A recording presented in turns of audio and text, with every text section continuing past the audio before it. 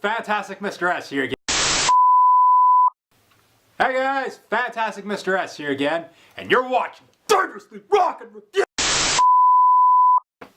Hey guys, Fantastic Mr. S here again, and you're watching Dangerously Rockin' Reviews.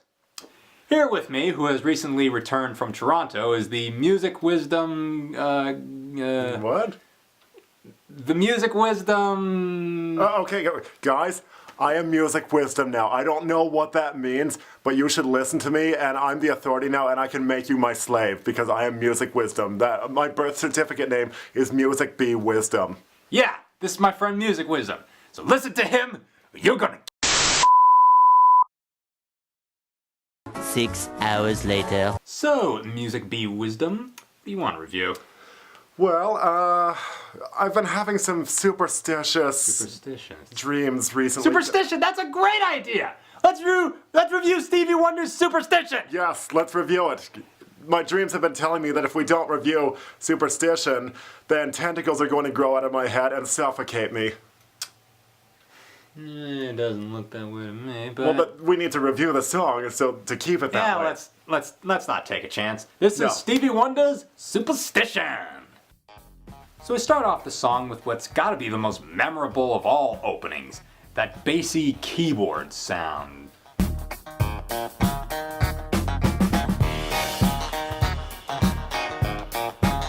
Yeah, and yes, this... Actually, we start off with the drums, but then it cuts into that bassy keyboard sound. Yeah, and it probably is the most memorable clavinet riff of all time. It manages to be that perfect fusion between funk and hard rock. It could be either, depending on how you want to look at it. I mean, when I've always thought of Stevie Wonder, I've always thought of the clavinet and the horn sound, and his voice, of course. Yes, and also the bass riffs that end up being written in order to accompany these clavinet arrangements and horn arrangements. The bass is sort of readjusting itself to meet them rather than the other way around.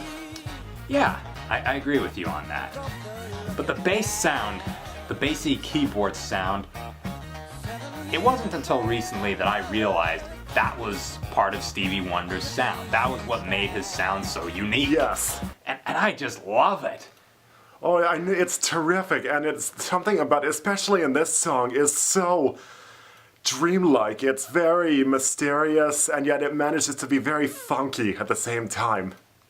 It's got a bit of a jazzy vibe going on there. Especially with that opening clavinet riff, it sounds just as much like the blues as it does like funk. Yeah. Gotta love them blues. Especially because this song was written in tandem with Jeff Beck, and the original plan was to have Jeff Beck release his version of this song first, which did not end up happening. But the point is, the clavinet riff could just as easily be a superb guitar riff. I'm just surprised they didn't put any guitar in this song. Oh, I'm sure there was a lot of temptation, but then again, this is Motown, and Motown, of course, is not known for incorporating a lot of guitar into their songs because they specialize in funk and R&B and soul. Well, so Rare it's Earth to be did that. expected. What? Rare Earth put some guitar in its songs. Well, yes, but Rare Earth would have been an exception. And the drumming is pretty good on there. By the way, that's Stevie Wonder playing the drums as well. And just like most of his songs, that's Stevie Wonder playing almost all the instruments. The clavinet, the bass, the drums, the vocals, you name it. Well, everything except the horns. Well, yes, but still, I mean, that's a hell of an accomplishment to play that many instruments on the same song. Oh, you're telling me.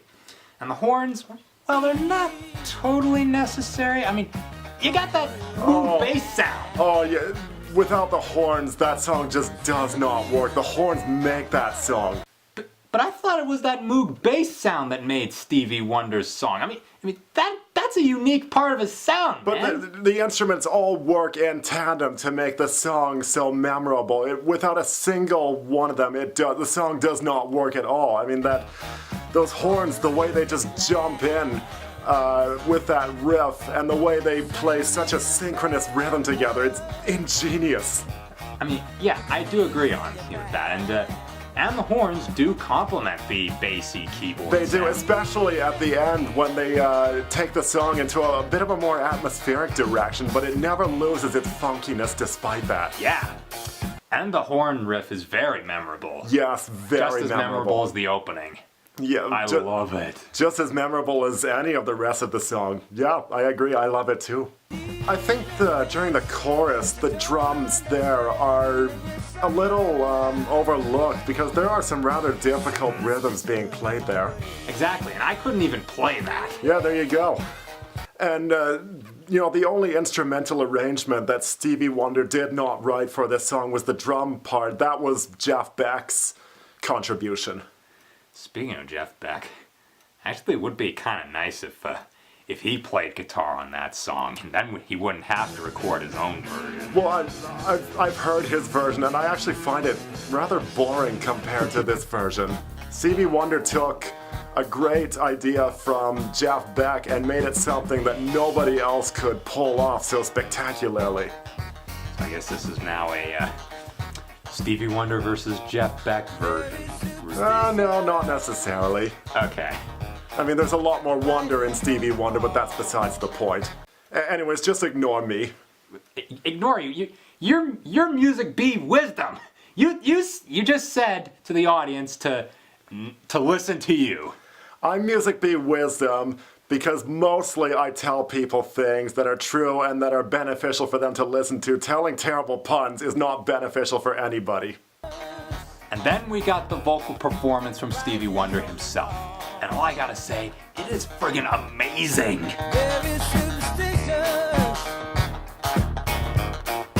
Let us not fall. Yes, it is. Everything about the way he sings in this song is perfection. The tone, the rhythm, the way he never compromises his confidence. Sublime. Exactly. I mean, this is a guy who's singing in the R&B style, and you guys know how I hate that kind of style of I do singing. too, for the record. Yeah, I know you do. But the way he does it, he nails it. And you know why? Character. That's what you need. Yes, the difference between him and all these modern day R&B artists is that he sings with confidence and most importantly, personality. And so does Paul Rogers from Bad Company, by the way. Yeah, that's what we need more of, an R&B style. I mean, if you're gonna sing like that, at least give it some goddamn character. And also, don't get carried away with those high notes, guys, please. It gets just a tad obnoxious. Yeah, and that's one of the reasons that I love Stevie Wonder. He knows how to give his singing some character, but also give it some restraint as well. Yes, he understands the concept of restraint. He knows that if you're Pinocchio and your nose grows too big, eventually you're not going to fit in the room. And that's why he and Paul Rogers got the R&B style singing right. Yes. And also, one thing to me that's particularly impressive about this song is that essentially it keeps the same riff going again and again, that clavinet riff, along with those horn riffs. And the Moog bass sound. And the Moog bass sound, and yet it never ever gets repetitive, which for me nowadays is so difficult to achieve. I hear all these songs where they just keep playing the same riff again and again, and after just a minute I'm already sick to death with it. Not with this. I just want more and more. So do I. It's because of how awesome it sounds. Exactly.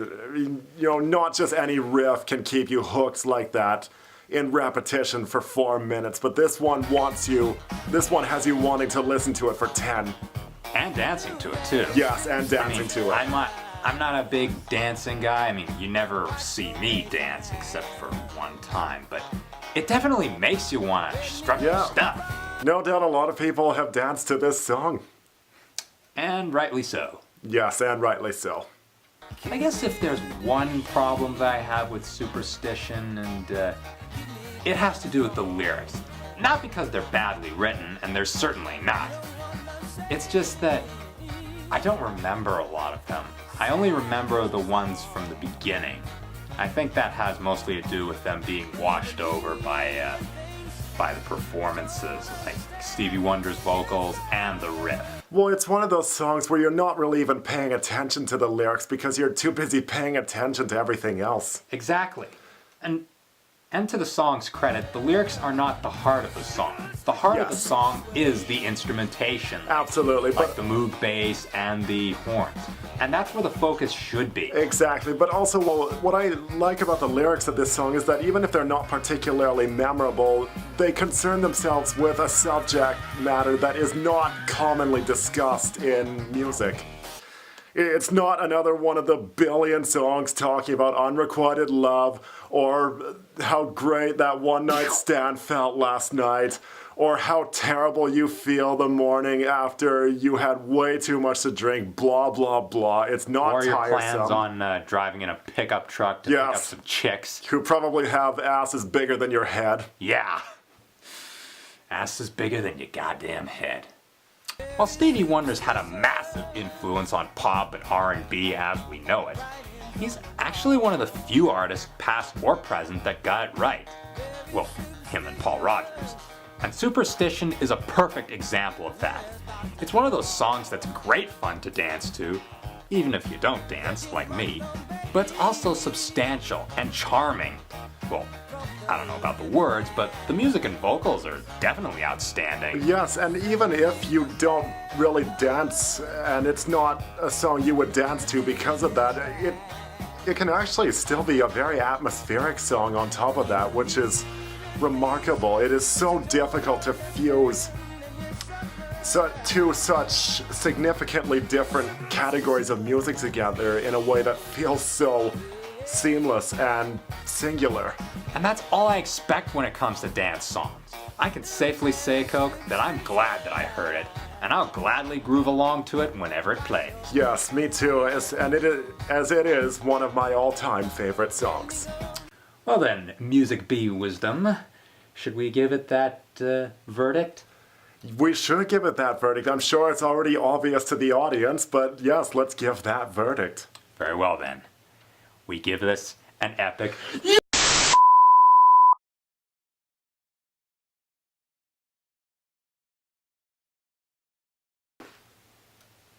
Well, that totally sucked.